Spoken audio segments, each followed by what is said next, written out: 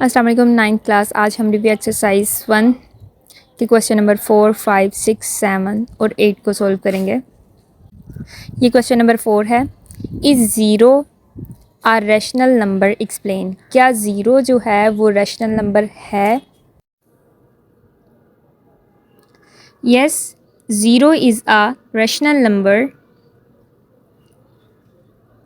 Because it can be written in the form of p over q। Zero एक rational number है क्योंकि हम इसको p ओवर q की फॉर्म में लिख सकते हैं। यानी ज़ीरो का डिनोमिनेटर हम 1 रख सकते हैं। यानी कोई ऐसी वैल्यू जिसका डिनोमिनेटर ना हो तो उसका डिनोमिनेटर 1 होता है। इसी तरह ज़ीरो ओवर 1 हम कर सकते हैं, यानी इसको हम p ओवर q की फॉर्म में लिख सकते हैं। सो इसीलिए हम इसको कह सकते हैं कि जो ज़ीरो है वो एक रैशनल नंबर है। Yes, zero is a rational number because it can be written in the form of p over q where p and q belongs to z and q not equal to zero. यानी जो q है वो zero नहीं हो सकता, वो कोई ना कोई वो इंटीजर वैल्यू होगी। तो ये हमारा इस क्वेश्चन का आंसर था। अब ये क्वेश्चन नंबर 5 है, state trichotomy property of real numbers. ये प्रॉपर्टी आपकी बुक के पेज नंबर 8 पर मौजूद है। ये है ट्राइकोटोमी प्रॉपर्टी, यानी ऐसी प्रॉपर्टी जिसके अंदर a is equal to b, यानी a b के इक्वल हो और a ग्रेटर देन b भी हो और a लेस देन b भी हो। यानी ऐसी प्रॉपर्टी जिसके अंदर ये तीनों केसेस पाए जाएं, ऐसी प्रॉपर्टी ट्राइकोटोमी प्रॉपर्टी है। अब ये प्रॉपर्टी को हम उस आंसर में लिख देंगे सेम एज इट इज़। उसी तरह ये प्रॉपर्टी आंसर में आपने लिख देनी है और ये क्वेश्चन हो गया। अब क्वेश्चन नंबर 6 है, find to rational numbers between 4 and 5। यानी 4 एंड 5 के दरमियान में हमने दो रैशनल नंबर्स फाइंड करने हैं। यानी 4 एक नंबर है और इसके दरमियान में, यानी ये फर्स्ट नंबर है और ये फोर्थ नंबर है, इसके दरमियान में सेकंड और थर्ड नंबर हमने फाइंड करना है। तो इसका तरीकाकार क्या है?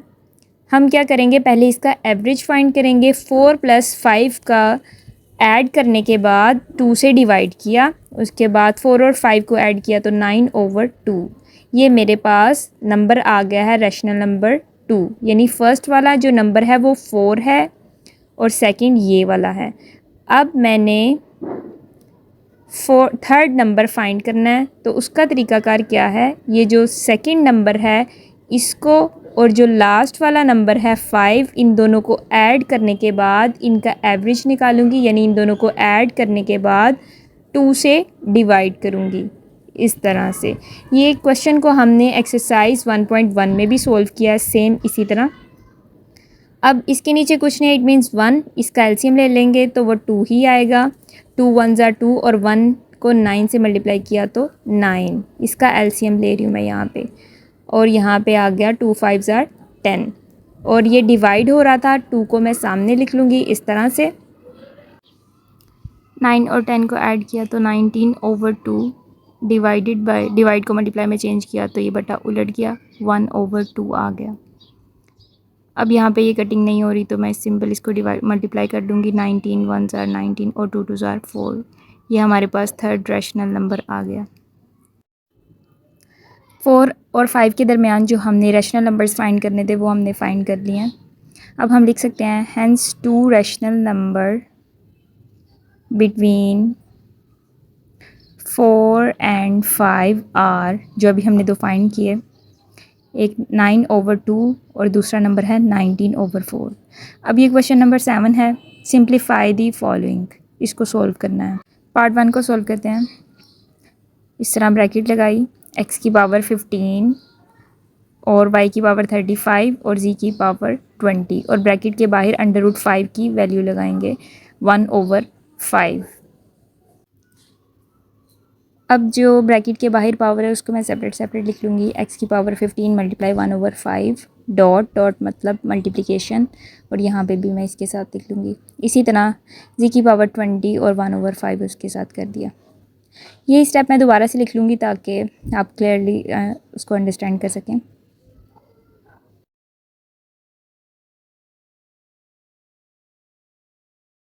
अब इसकी कटिंग कर लेते हैं। 5 3 ज़ार 15, 5 7 ज़ार 35 और 5 4 ज़ार 20।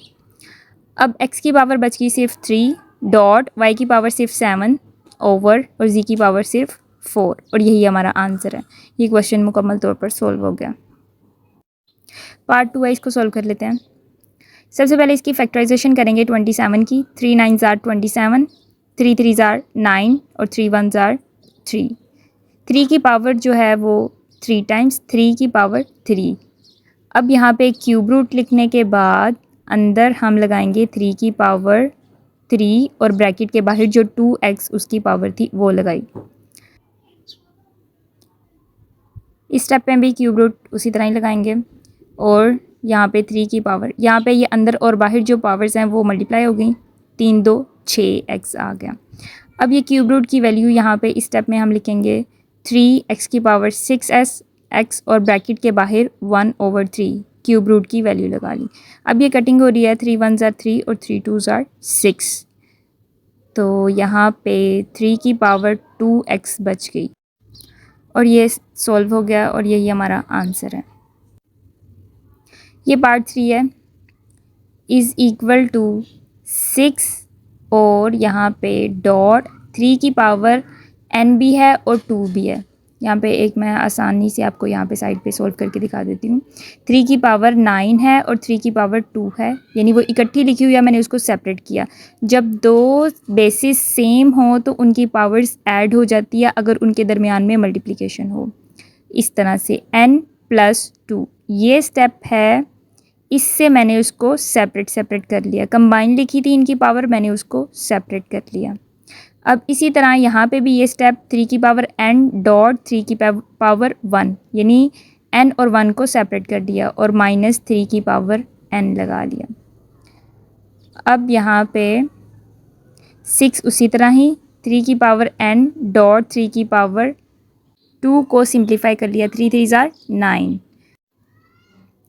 3n इसमें से मैं कॉमन ले लूँगी। एक ये है 3n और दूसरा ये है। 3n कॉमन ले लिया और अंदर बच गया सिर्फ 3 की पावर 1 और यहाँ पे भी 1 क्योंकि ये बाहर आ गया था 3n।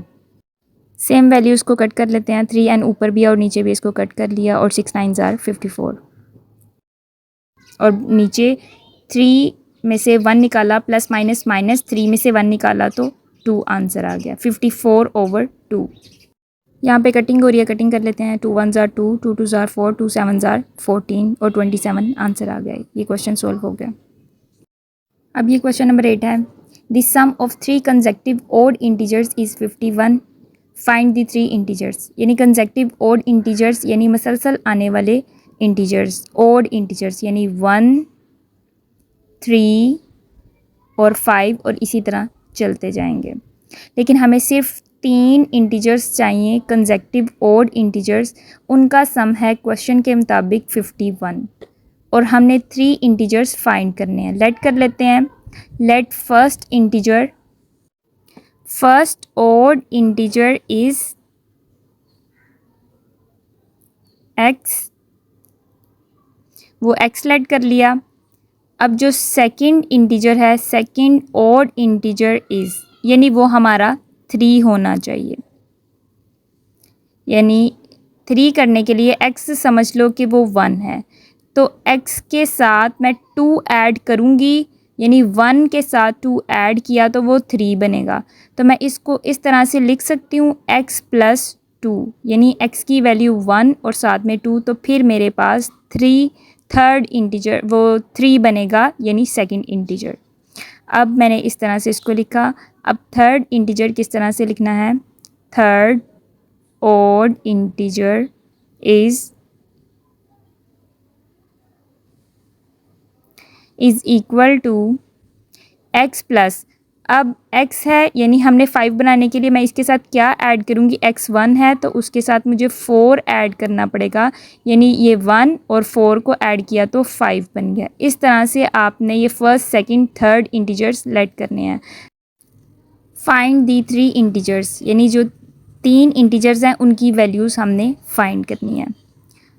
अब क्वेश्चन की फर्स्ट स्टेटमेंट पढ़ लेते हैं। The sum of 3 consecutive odd integers is 51, यानी क्वेश्चन के मुताबिक क्या वो कह रहे हैं? कि जो 3 इंटीजर्स हैं उनका जो जमा है, जो सम है, वो है 51। अकॉर्डिंग टू क्वेश्चन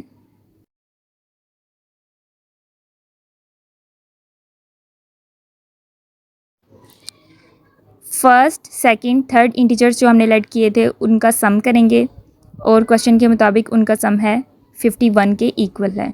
यहाँ पे 51 लिखा। अब x इस साइड पे 3 टाइम्स है, इनको ऐड किया तो 3x आ गया, प्लस 2 और 4 को ऐड किया तो 6 आ गया, इज़ इक्वल टू 51। अब 3x इसी साइड पे रहा और ये जो 6 है इसके साथ वो दूसरी तरफ चला जाएगा। 51 माइनस 6, 51 में से 6 माइनस किया तो हमारे पास 45 आ गया। 3x is equal to 45। x के साथ जो 3 है उसको दोनों तरफ डिवाइड करूँगी इस तरह से। 3 3 से कट गया, 3 1 ज़ार 3, 3 5 ज़ार 15। x is equal to 15। ये हमारे पास x की वैल्यू आ गई है। अब इसकी मदद से जो हमने लेट किए थे इंटीजर्स उनकी वैल्यूज़ फाइंड कर सकते हैं। तो यहाँ पे लिख लेते हैं first odd integer, second odd integer, third odd integer. तो वो इंटीजर्स क्या थे, यानी x, फिर x+2 और फिर x+4। एज इट इज़ मैं इसी तरह ही लिखूँगी। फर्स्ट है x और ये x+2 और ये है x+4। जहाँ जहाँ x लिखा है वहाँ पे मैं ये वाली वैल्यू पुट करूँगी। x इज़ इक्वल टू 15 और जो सेकंड इंटीजर है x की जगह पे 15 + 2 और इनको ऐड किया तो 17। इसी तरह थर्ड इंटीजर है x की वैल्यू 15 और 4, इन दोनों को ऐड किया तो 19। ये 3 इंटीजर्स थे जिनकी वैल्यूज़ हमने फाइंड कर ली हैं, 15, 17 और 19। ये क्वेश्चन हमारा सॉल्व हो गया।